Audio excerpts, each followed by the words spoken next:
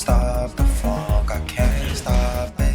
I can't stop the funk. I can't stop it. I can't stop the funk. I can't stop it.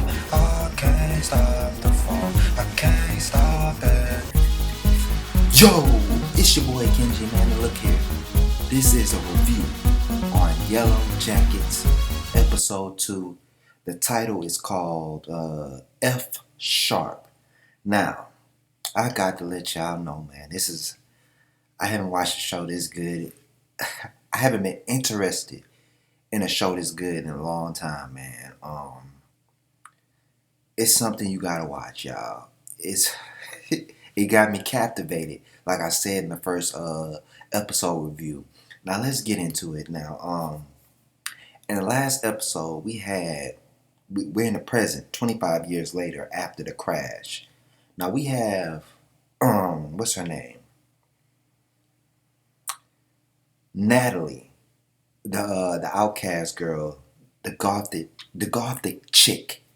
Now she has visited Misty in her home, right? Now this episode really focuses on Misty, and something in my mind I was thinking about. I was like, why do I remember Misty's name out of everybody else, even though she had the less time out of everybody, in the first episode? But this second episode really focused on her.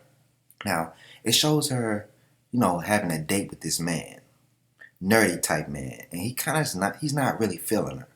But she seems so controlling and manipulative. Like after the date, she pretended that her car didn't work so she can get him to drop her off so she can ask him to come in the house because she wanted to have sex with him, right? Have sex. And Natalie is there with the gun, with the rifle.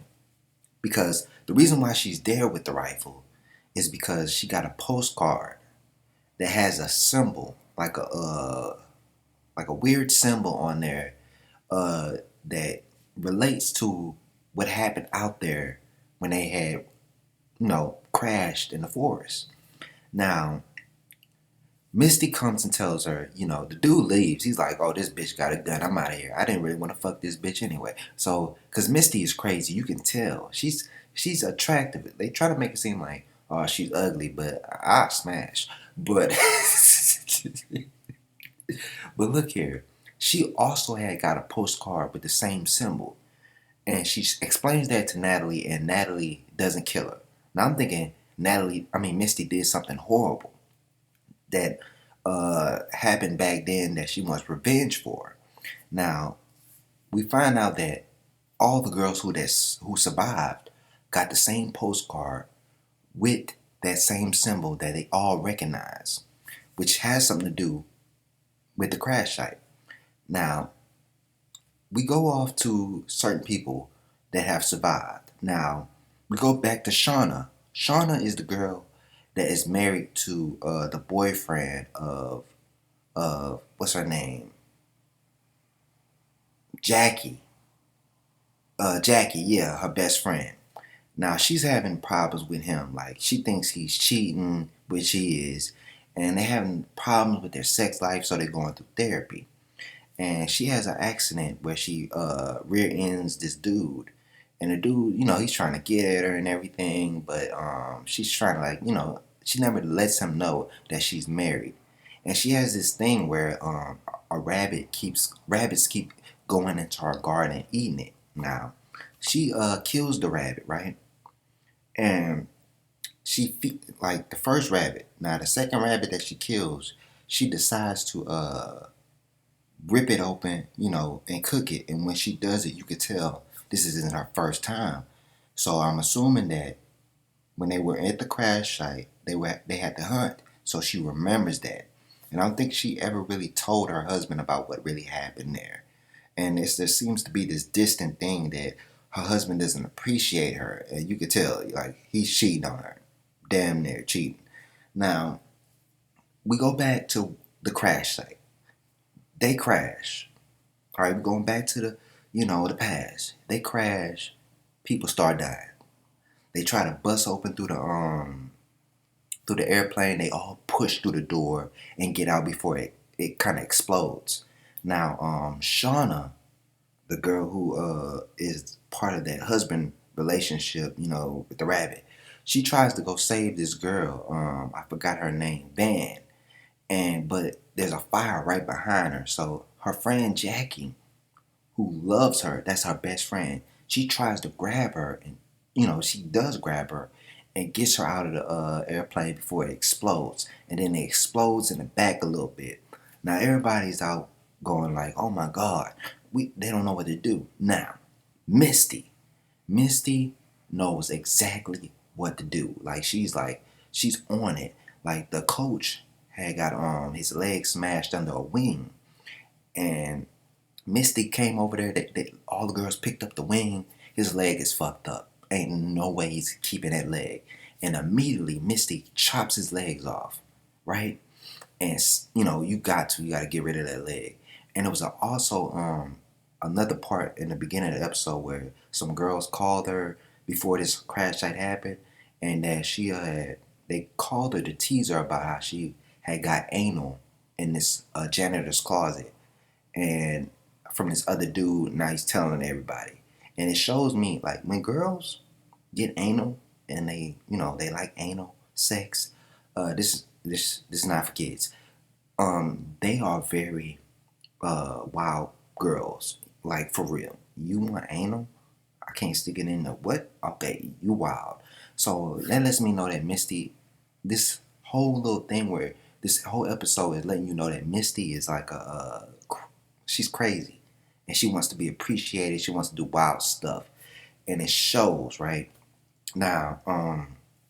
Like I said, Misty is helping everybody, and she knows exactly what to do. She's trying to help the coach leg, and she wraps it up in a belt and stops it from bleeding. She saves this man's life, and she starts going around helping everybody with their injuries, and she likes it. She likes that she's like the one in control. You know what I'm saying? And now we go back to the present, where Misty and Natalie are out at a bar, and they're trying to figure out who's sending these postcards with the symbol on it. And then guess who comes up? Travis. Travis comes up. He's a detective now. He sees her. Natalie, they haven't seen each other in so long. Now, what you need to know is Travis was there. He's one of the boys that were there.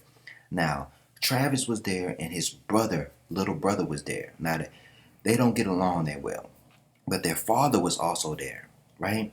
And so when we go back to the past, you see the little brother trying to go into the plane and trying to figure out what happened to his father.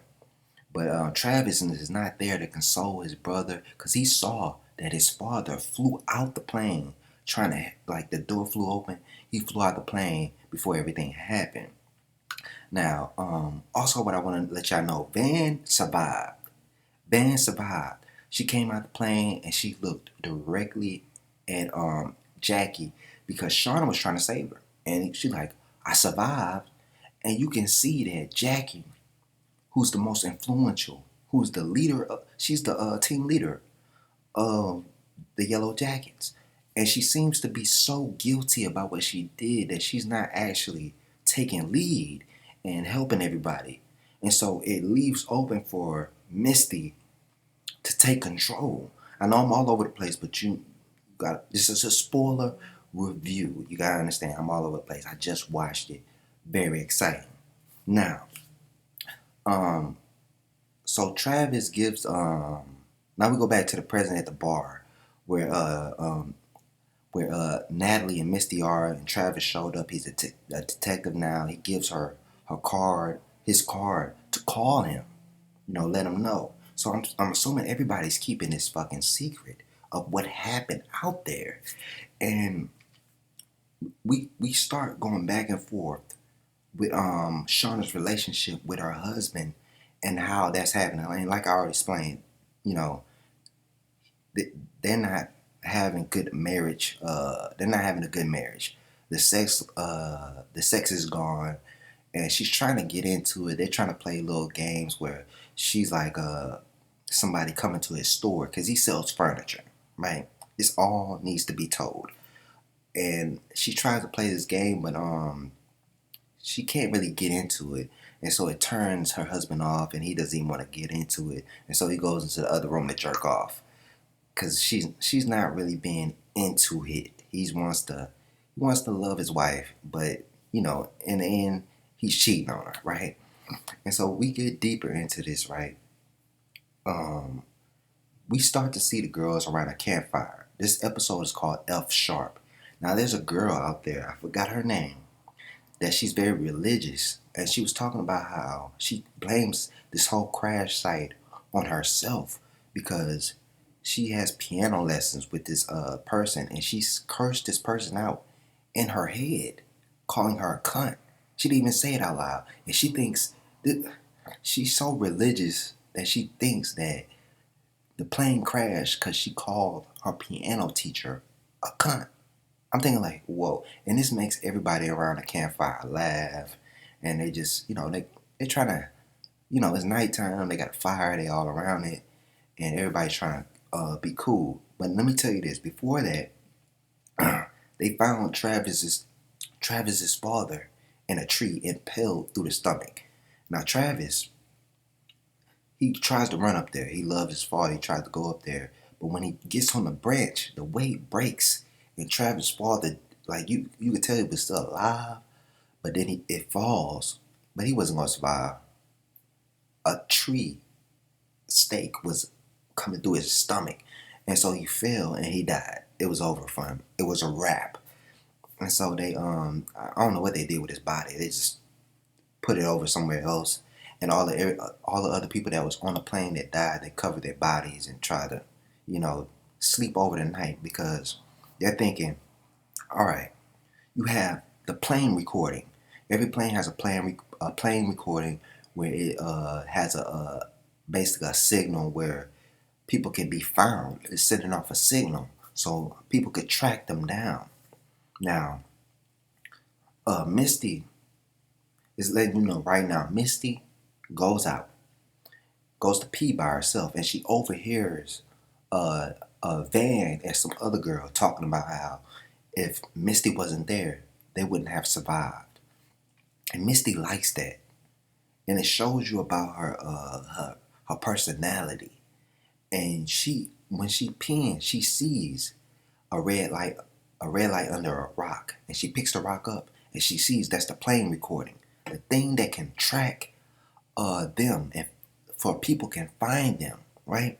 And the scene cuts, and then it goes to the present day where Natalie is going out to her car, but her car can't start. But all of a sudden, Misty pulls up, and she's like, "Oh, do you need a ride?" Crazy bitch, right? She like, "How you know how you gonna come to my car at the exact moment where I'm about to leave, and my car's not started, and then ask me if I need a ride?" And then she knows where Natalie's gonna go. She's gonna go north to visit Travis because she was there at the bar. Now, another thing that happened was that Natalie agreed, but she said, "I'm gonna drive." And then when she got in the car, she notices that Misty has 2 cups of coffee. And she asked her, "Why do you have 2 cups of coffee?" And she says, "I always get 2 cups of coffee, just in case somebody asks." And I was like, did this bitch fuck up her car just so she can be around her? And I was thinking like, so what is she gonna, okay, if we go back to the past, what is she about to do with the flight recording? And then when you go back to the past, guess what look what this girl does. She destroys the flight recording so they cannot be tracked down and found. Because at this moment, she is the person that's controlling everybody. Everybody thanking her. She knows everything. She's in her element. And everybody is depending on her. And I said, oh my God. Now you understand why why all these girls was not found the next day. And why it took 19 months for them to be found. It's because Misty destroyed the plane recording that could be tracked, that could track them down. And I'm like, oh man, this is some whole nother type of evil. You ever heard that um the road to evil is paved with good actions? You know, verbatim. I know I'm saying it wrong, but I was thinking like, oh my God, this manipulative woman, and she's still this way. So I'm thinking these girls never found out that Misty is the reason that they were out there for 19 months because of her inner issues. Oh, bro, just imagine. I can just imagine if it was a group of basketball players and I was a part of that. If I ever found out that this some dude was the reason why we weren't found the next day, and that we had to stay in the forest for 19 months and eat on each other and go through all this bullshit. Oh, no, I'm not just gonna kill you, bitch. I'm gonna kidnap you and I'm gonna slice you. I'm gonna do 1,000 cuts of death. I'm gonna cut your ass with a knife every day. Let it heal. Let it heal. I'm gonna cut you multiple times. I want you to slowly die. God, give me the strength. Because this, oh my God. And I swear to God, I hope Natalie finds out what Misty did. I want this bitch Misty to die. And if you see who plays her, she's acting very crazy. Like this actor is good. And I'm thinking like, you can tell Misty is crazy. She forces people to want forces people to be around her. And I'm like, oh man, I know girls like that. They just don't understand that it's over. Hey bitch, it's over. And they just keep calling. Oh man. And the episode ends after that, bro. Oh my God. Oh my God. Did I forget anything? And you just think, oh, if Jackie would have never done that, took Shauna away from saving Van, she probably, because every time, let me tell you, Jackie is trying to, she's trying to take control. She's trying to tell people, hey, we need to conserve our food just in case nobody shows up the next day. But every time she says something, Van is like, oh yeah, oh, you was trying to let me die. And she feels guilty about it. So she's not really taking control of the situation, man. I'm just like, oh my God. And Misty, even though she's crazy, she's doing everything that's right. The coach who is on the ground with a leg missing, everybody was trying to tell Misty, don't tell him that his leg gone. But then she goes over there and she heats like this axe and she burns his leg so it'll stop the bleeding and everything. And she tells him the truth. Yo, your leg missing, bro. You need to know the truth. And so I can just assume what's about to happen, man. Oh my God. Misty. Oh, I already know. She about to take control. She about to be the one to tell him, hey, we got to eat somebody. We got to do this. And she's going to be manipulating the situation. And not only that, we got to focus on the fact that somebody is sending all these survivors of that crash a postcard of a symbol that they know about. And they see this, like there's a symbol. That symbol before, like while they get in this crash, like you see a symbol carved into the trees. And my first thought is like, there's somebody else out here. Who would make that symbol? An animal doesn't make that symbol. That's a human. And so something else is about to happen. Somebody else is out there. And somebody else is in the present sending them these postcards.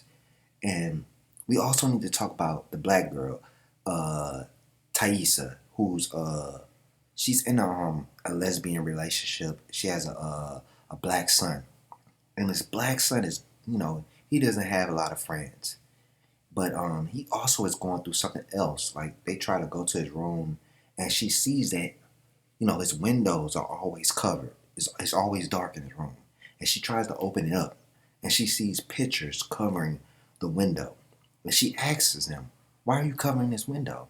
And he tells her, "It's because the woman that sits in the tree that's watching him at night."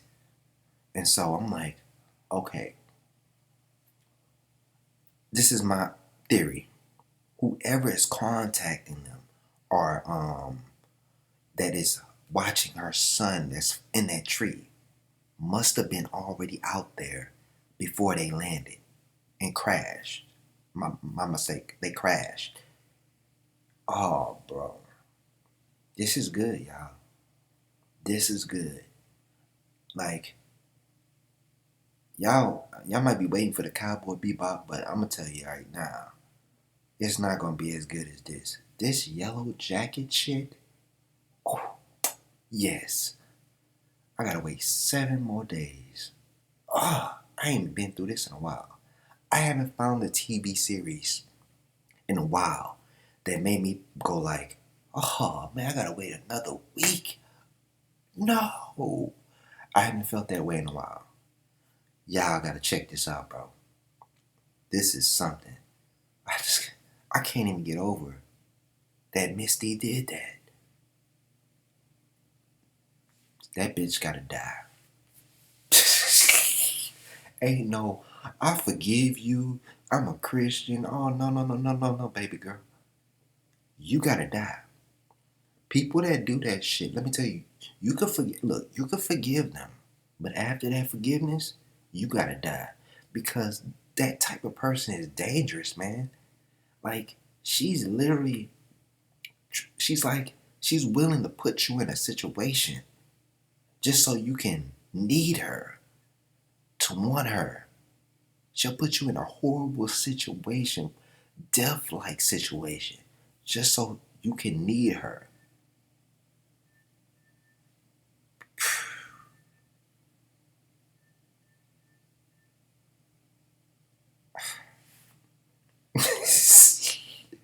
It's your boy Kenji, man. Subscribe, comment, like, share, do all thug dizzle. 4 more episodes left. What they gonna give us, man? 2 episodes already, and I'm like, it's the best television series I've seen in the last 5 years, bro. Straight up. And it's not even no action shit. It's just the suspense. Ooh. Y'all keep it easy.